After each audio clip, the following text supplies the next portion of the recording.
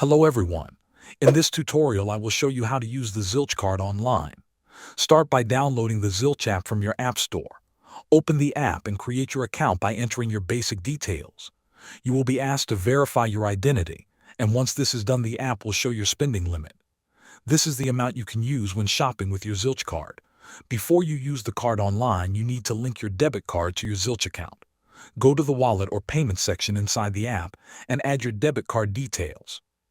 Now, to use your Zilch Card online, first enable your Zilch Card in the app. Find Reveal Card Details under Card Settings.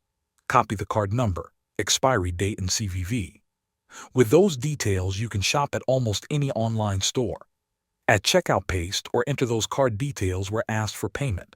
The card works like any other payment card. Now go to the online store where you want to shop. Add your items to the cart and go to the checkout page.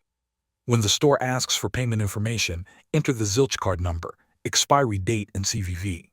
Zilch offers different payment options. You can choose to pay the whole amount at once. If your account is eligible, you can also split the amount into smaller payments over several weeks or a few months.